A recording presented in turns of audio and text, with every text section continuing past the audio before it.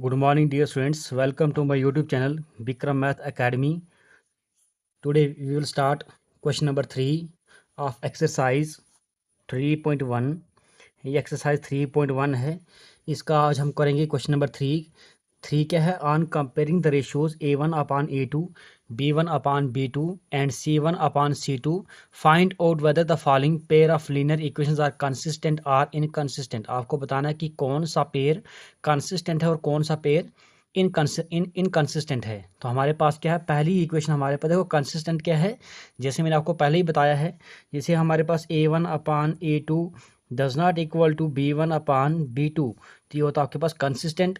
तो जब हमारे पास आता है A1 upon A2 is equal to B1 upon B2 is equal to C1 upon C2, इन दोनों को हम बोलते हैं कंसिस्टेंट.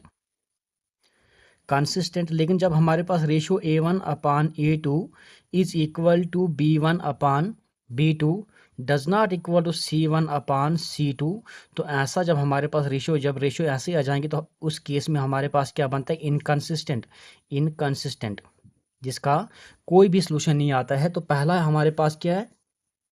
पहली इक्वेशन हमारे पास है 3x plus 2y is equal to 5 और 2x minus 3y is equal to 7. तो जब हम यहाँ पे देखेंगे सिंपली हेयर, देखो A1 upon A2 is equal to A1 means पहली, इसको मान लो पहली इक्वेशन, इसको मान लो आप दूसरी इक्वेशन.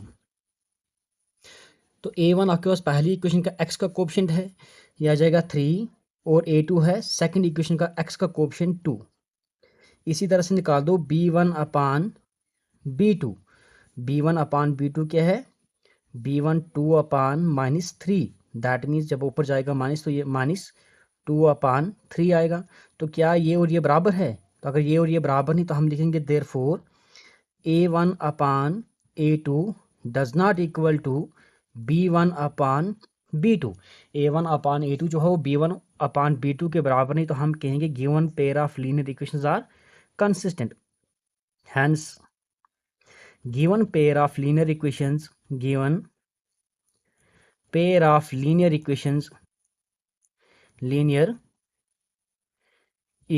are, ये हमारे पास क्या बनेगा? कंसिस्टेंट.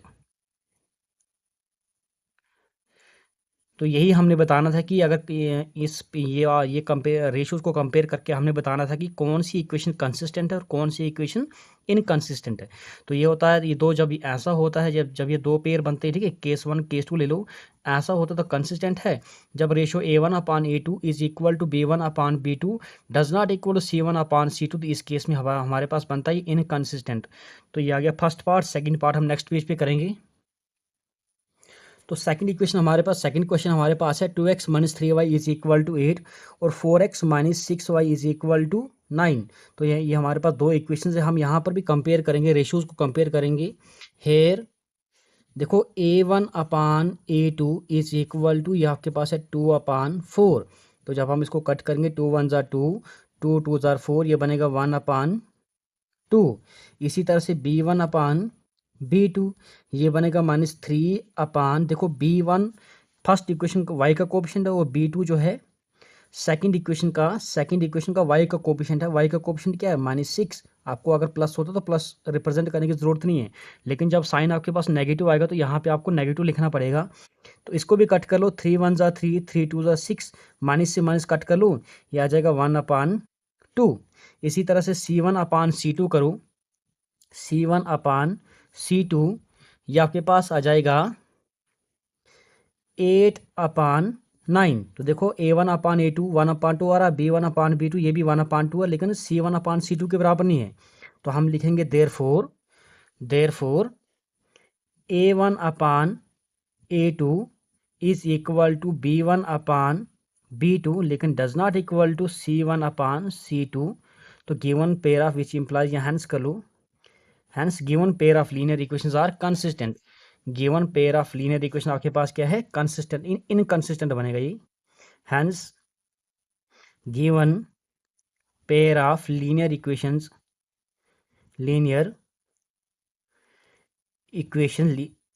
Or inconsistent. ठीक है, आई समझ. अगर आपके पास देखो, अगर रेशियोज इक्वल है A1/A2 is equal to B1/B2 लेकिन does not equal to C1/C2, इस केस में हमारे पास क्या बनती है, जो लीनियर इक्वेशन है, लीनियर इक्वेशन मीन्स देखो इनकी जिसकी हाईएस्ट पावर 1, इसकी पावर भी 1 है, इसकी पावर भी 1 है, जिसकी हाईएस्ट पावर 1 होती है उसी को हम बोलते हैं लीनियर इक्वेशन। तो जो ये लीनियर इक्वेशन है ये आपके पास क्या है, इनकंसिस्टेंट है। तो थर्ड पार्ट भी मैं इधर ही कर रहा हूँ। थर्ड पार्ट है हमारे पास, तो थर्ड पार्ट है हमारे पास 3/2 प्लस 5/3 इज इक्वल टू 7। और सेकंड इक्वेशन आपके पास है 9x minus 10y is equal to 14। ये मान लो आपके पास क्या है, सेकंड इक्वेशन है। तो देखो आपके पास क्या है हेयर, यहाँ भी आप कंपेयर कर लो A1/A2। A1 क्या है, x फर्स्ट इक्वेशन का कोफिशिएंट है, x का कोफिशिएंट है 3/2। और A2 क्या है, A2 हमारे पास है 9। तो देखो ये अभी उल्टा हो जाएगा, तो रेसिप्रोकल होगा 3/2 इंटू इसके पान 1 होता है तो 1/9। ये बनेगा 3 1 ज़ा 3, 3 2 3 3 ज़ा 9, ये आ जाएगा 1 1 ज़ा 1/3 2 ज़ा 6। सेकंड क्या है, B1/B2 निकाल दो, ये 5/3। और B2 क्या है, -10, ये आ जाएगा 5/3 इंटू ये 10 ऊपर जाएगा -10/1, ये आ जाएगा आपके पास, नहीं इसके नीचे 1 है तो ये आ जाएगा 1/-10। तो ये आ जाएगा 5 1 ज़ा 5 और 5 2 ज़ा 10, ये आ जाएगा आपके पास 1/3 2 ज़ा -6। तो क्या A1/A2 is equal to B1/B2 के बराबर है? तो हम लिखेंगे देयरफॉर यहाँ पे A1/A2 जो है does not equal to B1/B2। तो given pair of linear equations कौन सी बनेगी, कंसिस्टेंट बनेगा। Hence given pair of linear equations given pair of linear equations are consistent है ये, क्योंकि ऐसी इक्वेशन का क्या बनेगा, यूनिक सोल्यूशन आता है। जिसका यूनिक सोल्यूशन हो वो भी कंसिस्टेंट है, जिसके इनफाइनाइटली मेनी सोल्यूशन हो वो भी आपके पास क्या है, कंसिस्टेंट है। तो ये हो गया आपके पास 3 part, first second and third part. तो फोर्थ पार्ट हम नेक्स्ट पेज पे करेंगे। तो कहीं पर कोई भी प्रॉब्लम होगी तो आप मुझे कमेंट करके बोल देना। तो फोर्थ पार्ट करेंगे हम नेक्स्ट पेज पे।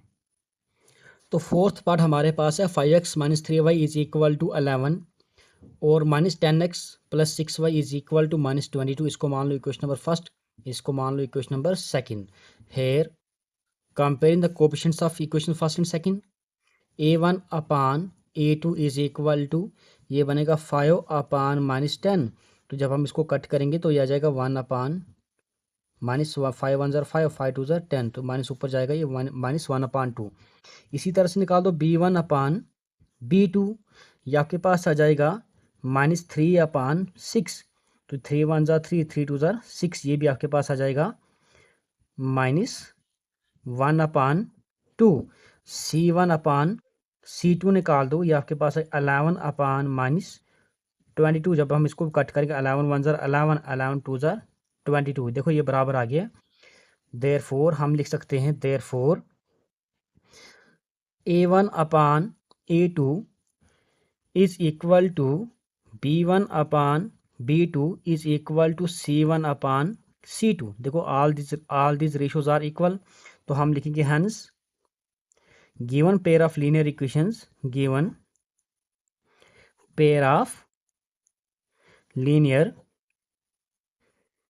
equations are consistent। तो given pair of linear equations क्या है, ये कंसिस्टेंट है। जब आपके पास रेशियोज सारे रेशियोज इक्वल आते हैं तभी आपके पास क्या बनता है, ये कंसिस्टेंट। अब लास्ट पार्ट है तो मैं लास्ट पार्ट इधर ही कर रहा हूँ। लास्ट पार्ट है वी पार्ट है इस क्वेश्चन का। तो लास्ट पार्ट है हमारे पास 4/3 plus 2y is equal to 8 और सेकंड इक्वेशन है 2x plus 3y is equal to 12। ये आपके पास सेकंड इक्वेशन है। यहाँ भी आप कंपेयर कर लो।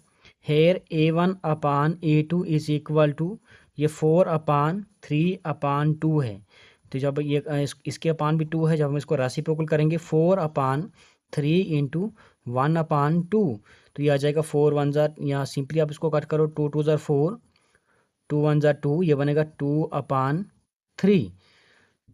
B1/B2 क्या है, 2/3 ही है ये भी। इसी तरह C1/C2 करूँ, ये 8/12 है। इसको 4 से कट कर लो, 4 2 ज़ार 8, 4 3 ज़ार 12। ये भी आपके पास क्या है, 2/3। यहाँ पे सारे रेशोज इक्वल आ रहे हैं। देखो, देयरफॉर मैं लिखता हूँ A1/A2 is equal to B1/B2 is equal to C1/C2। देखो यहाँ पे A1/A2, ये भी 2/3, B1/B2 2/3, C1/C2 ये भी 2/3। तो all this ratios are equal. Hence ये हमारे पास क्या बनेगा, given pair of linear equations, given pair of linear equations, linear equation are consistent. तो given pair of linear equations क्या है हमारे पास, ये कंसिस्टेंट। और ये हो गया हमारे पास क्वेश्चन नंबर 4।